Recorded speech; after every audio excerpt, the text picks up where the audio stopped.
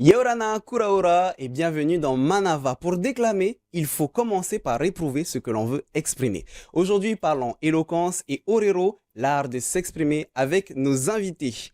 Teremura Rurua Kohumuetini, professeur de orero du conservatoire. Yorana Tato. Pierre Muller, professeur d'éloquence à l'ICEP. Bonjour Harry.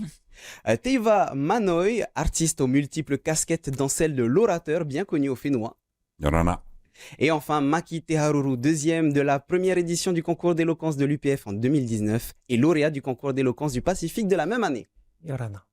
Commençons par le commencement. Pierre, est-ce que tu peux nous expliquer en quoi consiste l'art de l'éloquence? Alors je vais essayer d'être concis, mais je pense ça amène plusieurs réponses. Mais selon moi, l'éloquence, il me semble que c'est l'art en fait de pouvoir exprimer ses pensées. J'ai un terme pour ça, c'est en congruence, c'est-à-dire d'être vraiment en harmonie avec ce qu'on ressent, ce que l'on pense, et de l'amener aussi bien avec ses mots, mais aussi avec sa posture et ses gestes. On parle d'éloquence, mais aussi de orero. Teiva, qu'est-ce que le orero? Le orero, chez nous, faut savoir déjà à la base, le orero ne s'écrit pas. Tu le vis, tu le penses, et comme Pierre le dit aussi, c'est ta façon d'être selon la thématique que tu veux aborder dans le sujet. Et tu dois déclamer selon tes émotions et le pouvoir de faire comprendre les messages que tu veux envoyer. Teremura, c'est quoi la différence entre le orero et l'éloquence finalement? Une des grandes différences, c'est le mana qu'il y a derrière les mots. Dans la vision polynésienne, il y a deux mondes, le o et le po. Et quand on fait sa déclamation, on déclame, eh ben, il faut qu'on ait conscience qu'on peut être une brèche entre ces deux mondes. Du coup, ben, il y a une sacrée formation, un apprentissage à vivre, c'est un mode de vie à mettre en place et à organiser pour que si tu dis que ton enfant il deviendra orero, eh bien en fait il faut prendre en compte tout ça, aussi bien le texte que le sentiment, le ressenti, le public, mais aussi avoir conscience qu'on a du mana dans les mots. Comme je l'ai dit au début, il faut commencer par éprouver ce que l'on veut exprimer. Pour toi, Maki, ton avis subjectif, quelles sont les compétences clés nécessaires pour être un bon orateur? Alors déjà, merci de nous recevoir. Je salue les professeurs qui sont présents et contrairement à eux, moi je suis sur le banc de l'élève. Pour avoir pratiqué l'éloquence, ce que je peux partager, c'est tout part de soi. Avoir confiance en soi et savoir se dire que je peux dépasser ça. Petit astérix, à la honte. Culturellement, la Polynésie, le polynésien est très non, j'ai honte, non, ça fait honte. Eh bien, déjà, savoir se dire que je suis capable de dépasser ça. Ensuite, oser se dépasser, avoir l'audace d'aller plus loin pour porter ce message que l'on veut faire passer. Voilà ce que je pourrais apporter comme clé à avoir. Pierre, pourquoi est-ce que c'est important de maîtriser l'éloquence dans la vie quotidienne? Eh bien parce que globalement, je pense que 90% de la vie, que ce soit personnelle ou professionnelle, ensuite se fait en fait à l'oral. L'écrit, ce n'est qu'une petite partie. D'ailleurs, c'est un petit peu un reproche qu'on fait au système éducatif, c'est qu'il y a énormément d'épreuves qui se déroulent à l'écrit. Et souvent, des élèves qui sont brillants à l'écrit arrivent sur le marché du travail et ils sont complètement dépassés parce que, à un moment, oui, il va falloir parler, va falloir prendre la parole, va falloir aller au-delà de la honte, justement. Et souvent, il y en a qui se trouvent complètement démunis et parfois il suffit d'une mauvaise expérience pour que on se mette des barrières tout seul et on n'ose plus. Et malheureusement, les occasions parfois de prendre des risques et qui amènent des belles choses, on les laisse passer.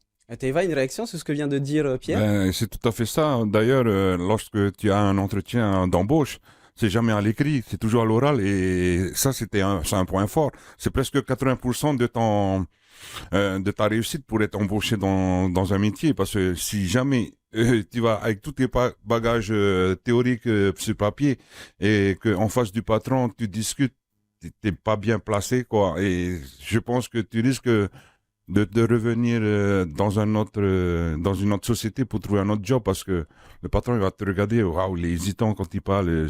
C'est gênant pour un métier, quoi. Je vois que tu veux aussi réagir à ce que vient de dire Teiva et Pierre Teremura. Ouais, en fait, pour bien s'exprimer, il faut avoir un texte bien structuré déjà pour être sûr de soi et avoir confiance en soi et avoir de l'estime de soi. Si on ne sait pas de quoi on va parler, ça va être un peu compliqué. Oui, comme l'a dit Maki, il faut avoir la confiance de ce que l'on dit. Teva, je reviens vers toi. Tu es, entre autres, auteur, orateur. Quelles sont les différences entre l'éloquence orale et l'éloquence écrite? Est-ce que quand tu écris un texte, tu l'écris comme si tu voulais le déclamer? Bien sûr, bien sûr. D'ailleurs, moi, tout ce que j'écris que ce qui me passe par la tête. Mais ce qui est déclamé, j'en rajoute, tu vois. Je rajoute des mots, des phrasés, des expressions, ou même, comme euh, Temura? Teremura avait dit, c'est le mana. Moi, j'apporte un mana parce qu'en fait, moi, de tout ce que j'ai fait par exemple, au Heiva, les auteurs, ils écrivent, et moi, avec leur texte, je joue. Ok, je dois jouer et Le vivre. je dois vivre leur texte. Mais ils sont tellement respectueux envers moi que je les respecte parce que je modifie pas. J'en rajoute des mots par rapport à leur écriture. En fait, c'est sur le coup, je ressens différemment des fois le texte. C'est pour ça que j'ai envie de, comment on appelle, d'apporter un plus et beaucoup plus de richesse dans l'émotion et dans la sensation. Parce que le but du Orero, c'est que les gens puissent ressentir ce que tu veux donner, ce que tu veux leur dire.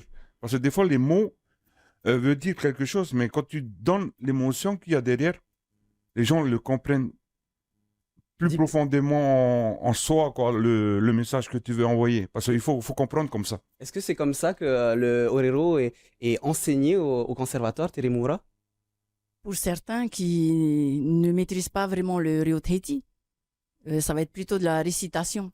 Et donc, on travaille sur la façon d'être sur scène, les gestes, les petites astuces qui vont faire que ton orero sera meilleur quoi, au fur et à mesure des prestations.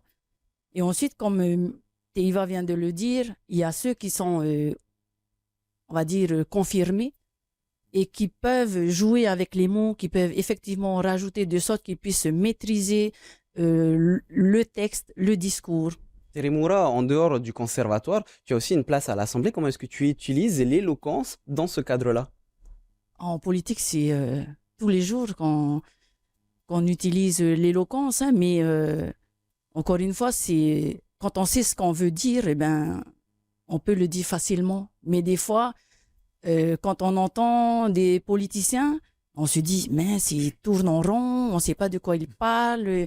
Il y en a qui sont éloquents, mais derrière, il y a le message, il est un peu vide, quoi, on va dire.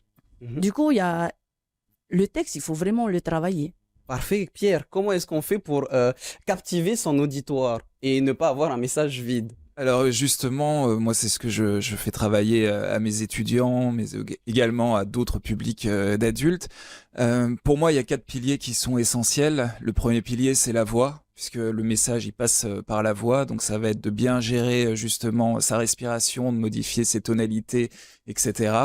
La deuxième, ça va être le regard, puisque tout passe par le regard. Hein. On dit souvent que le regard est le reflet de l'âme. Ensuite, il y a tout ce qui est posture et gestuelle. Et puis, le dernier pilier, Teremou en parlait, c'est le message. Puisqu'en fait, un message ne se construit pas n'importe comment. Il y a des techniques, mais je pense qu'on y reviendra un petit peu plus tard dans l'émission. On reparlera des techniques. Pour pas me répéter, justement. Maki, quand on s'exprime devant un public, parfois il y a le trac, le stress. Comment est-ce qu'on gère le trac et le stress quand on a une prise de parole en face d'un public? Alors, c'est vrai que le trac, il est là, il sera là, et désolé de le préciser, il sera toujours là. J'ai pu, après le concours d'éloquence, monter certains spectacles, des scénettes, et je voyais à travers les comédiens qu'il y a cette peur, mais c'est une peur profonde, tout tremble, tu perds tes moyens et tout. Et je les rassurais en leur disant, je suis désolé, le stress sera toujours là. Et mon metteur en scène que je salue, il disait, celui qui n'a pas le stress, c'est celui qui se sent pas investi. Quelque part, le stress, il a un lien avec la volonté de le faire pleinement et peut-être même à déboucher sur « je ne veux pas décevoir ». Donc, je veux me donner à fond, un max et tout. Et du coup, le stress, il sera toujours là. Voilà. Maintenant, c'est de ne pas le laisser te maîtriser.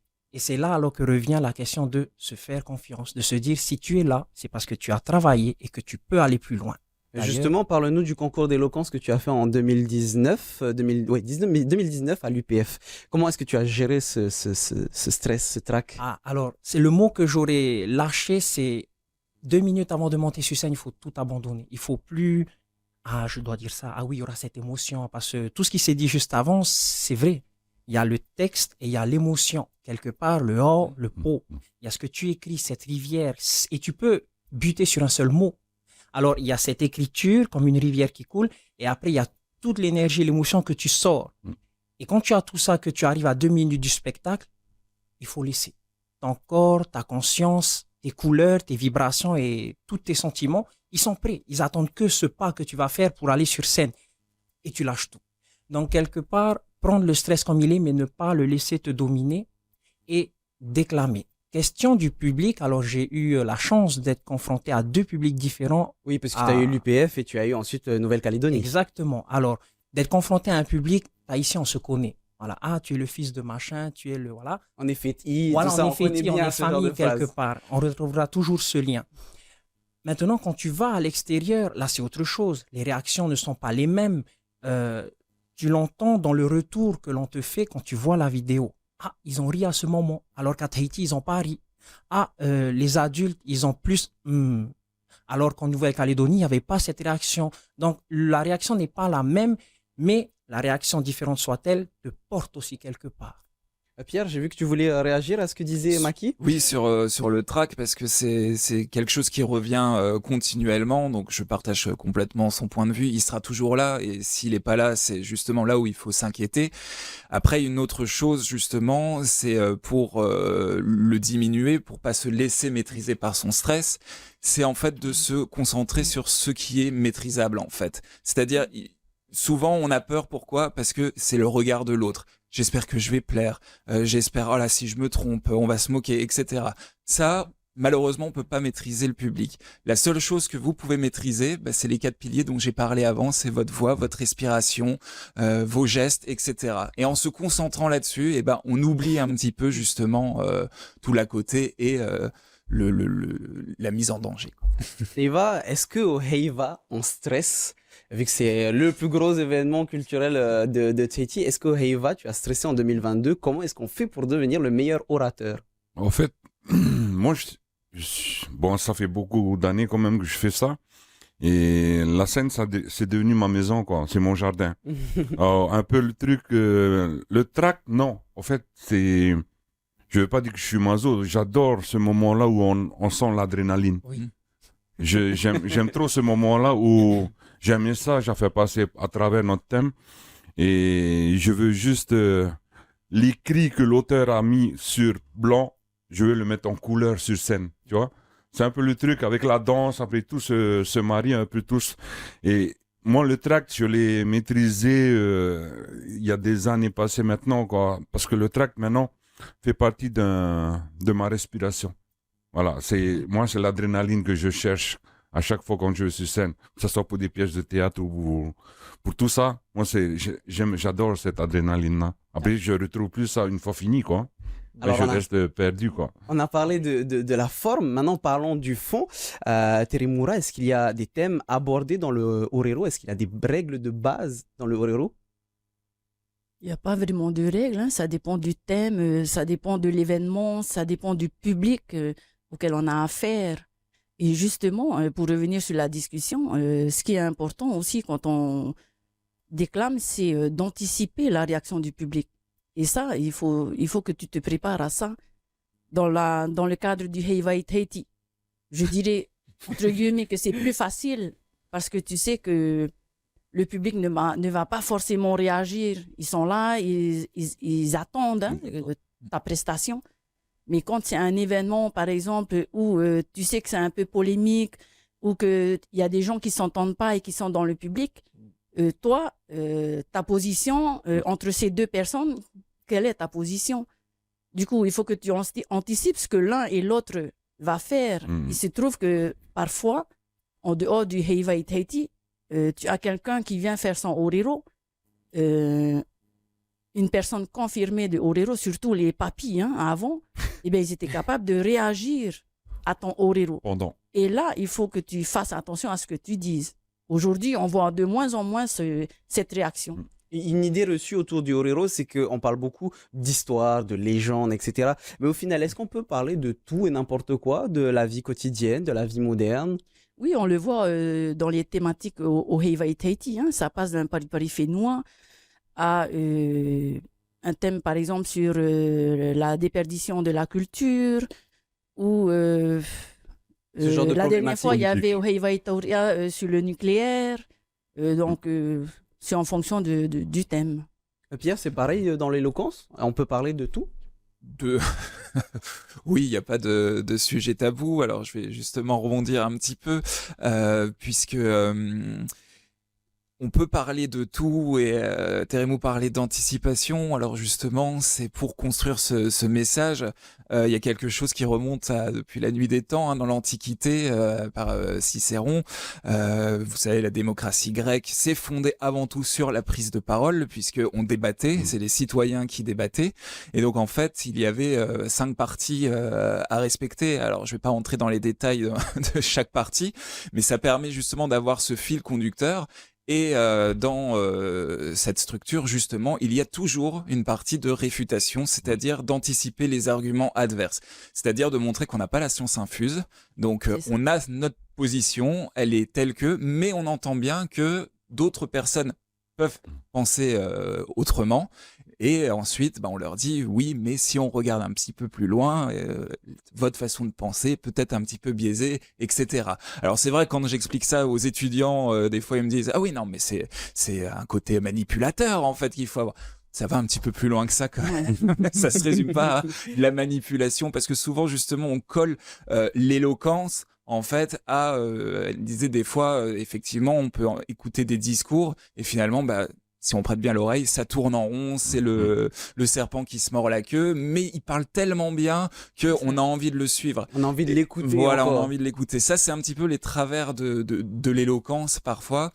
Et justement, souvent, on met en complémentaire avec l'éloquence, on met la rhétorique qui va justement comporter tout ce qui est les figures de style, les choses pour vraiment bien servir son message et son discours. Au final, tous ces éléments font partie des éléments essentiels pour rendre un discours percutant. Exactement, c'est ce qui va créer un discours convaincant et on peut le faire pour n'importe quoi, c'est-à-dire qu'on veut demander une augmentation à son patron, on va essayer de respecter ce schéma-là.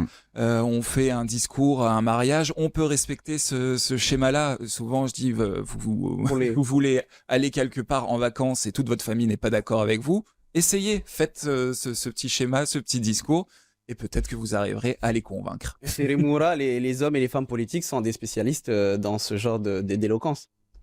Je ne sais pas, il faudra leur poser la question. Mais en revenant par exemple au mariage, autrefois, les deux familles, hein, le mari et la mariée, il y a un qui va commencer et puis l'autre va répondre. Le orero de l'autre famille va répondre et il va y avoir des joutes entre familles. Aujourd'hui, on ne retrouve plus du tout ça.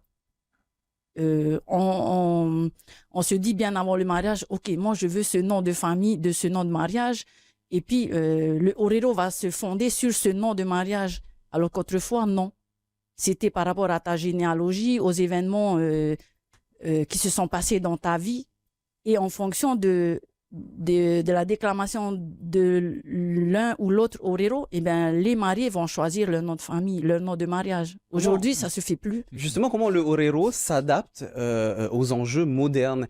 Par exemple, la langue qui s'est perdue un petit peu auprès des jeunes. Comment est-ce que le orero s'adapte à tout ça?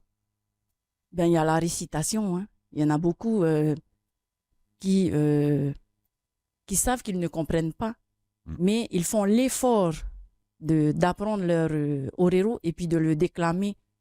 On a l'impression quand on les regarde qu'ils ont tout compris. Heureusement que le public il répond pas parce que là ça aurait été difficile. Hein? Mais donc ça c'est une astuce. Hein? Je sais pas si les autres. Eva, peut-être tu as eu ce genre de vécu aussi au lycée Diadème, puisque tu es aussi professeur de orero au lycée Diadème. Moi, au lycée, j'ai commencé en orero avec eux pour discuter un peu en tahitien, mais je voyais après qu'il y avait des élèves qui avaient des lacunes en orero. Alors du coup, j'ai mélangé les deux langues. sans m'arrêter de parler. Et au fur et à mesure, là, depuis quelques mois, là, je commence à comprendre que les élèves, ils ont que 1 heure avec moi. OK? C'est ça le truc. Ils ont que 1 heure de la semaine, hein. Dans la semaine, ils ont que 1 heure. Et le reste des heures, je vous en parle pas, quoi. Parce qu'ils parlent dans leur langue, parce qu'il y a la langue des jeunes. D'aujourd'hui. Et ils mélangent les 2 langues, 3 langues, voire même ils parlent que français, mais ils ont inventé un autre dialecte. Du coup, quand ils reviennent en cours une semaine après, c'est différent. Tu vois, le fait d'apporter après un autre langage, c'était le seul moyen aussi pour pouvoir après les intégrer à ce que je veux enseigner. Parce que l'art oratoire, c'est pas dans une seule langue. Maki, pour compléter un petit peu les propos de Teiva, comment faire pour pousser les jeunes à développer ce talent d'orateur? Alors, j'ai tendance à penser d'abord que le caractère oratoire que l'on a, ça pourrait être inné. Dans un groupe, on voit certains qui ont cette aisance à s'exprimer. Donc, quelque part, ça pourrait être inné. Et donc, je partirai sur ces jeunes qui ont cette aisance à parler dans un groupe et d'approfondir un travail de maîtrise de de l'articulation. Parce que de nos jours, on parle sans forcément articuler et ça pourrait être un défaut. Parce que qu'est-ce que tu as dit, j'ai pas compris. Qu'est-ce que tu as dit, j'ai pas. Il faut déjà un travail d'articulation et pousser fort aussi avec les ressentis. Je reviendrai encore sur ce tout part de soi. C'est quand tu te sens en confiance que tu peux porter haut. Parce qu'au fond, l'éloquence, c'est porter un message, porter une information. Donc, pour inciter les jeunes, ce serait d'abord se maîtriser et ensuite avoir cette volonté aussi de porter. Une des personnes qui était importante dans le monde du orero, c'était John Merheit, ton prédécesseur, Terimura. Est-ce que tu peux nous parler de son impact dans le monde culturel, dans le monde du orero? Mais comme tout enseignant, hein, comme tout orero, il y a forcément un enfant vers lequel le orero, le maître, va se diriger. On a beau avoir un groupe de 10 personnes, ton regard va aller vers un enfant en particulier. Pourquoi? Je sais pas, c'est comme ça. Le papa ou va donner cette sorte de pouvoir au toit peut-être, en particulier. Pourquoi lui?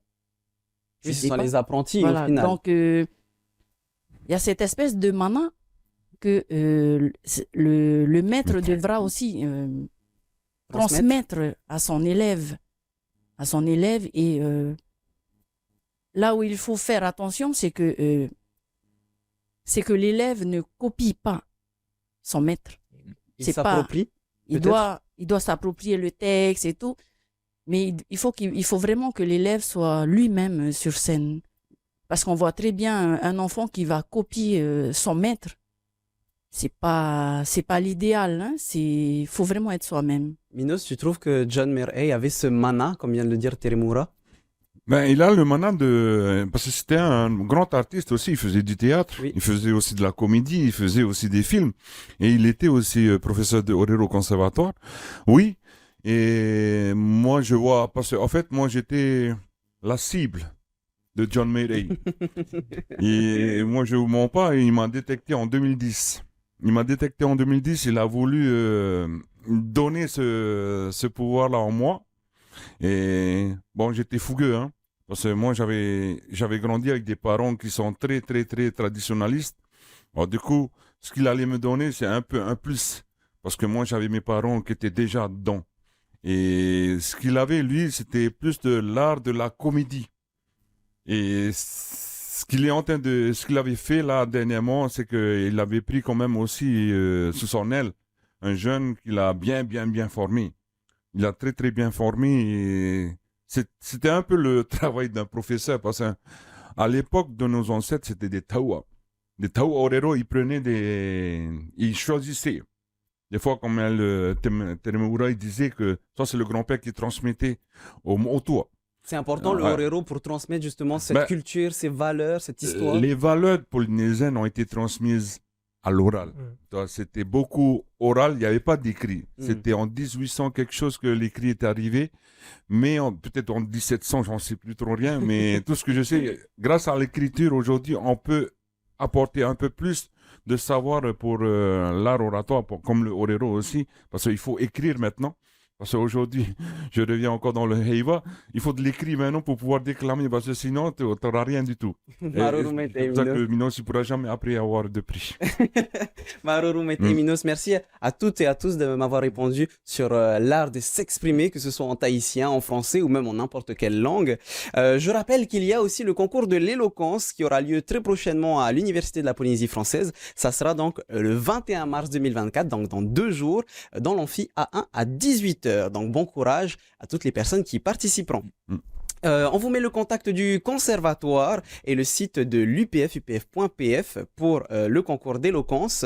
Maururu encore à toutes et à tous d'avoir répondu à notre invitation. L'émission est disponible en replay. On se retrouve demain à 17h15 pour une nouvelle émission. En attendant, bonne soirée sur TNTV. Maururu itotato faririra trahoma parhayana.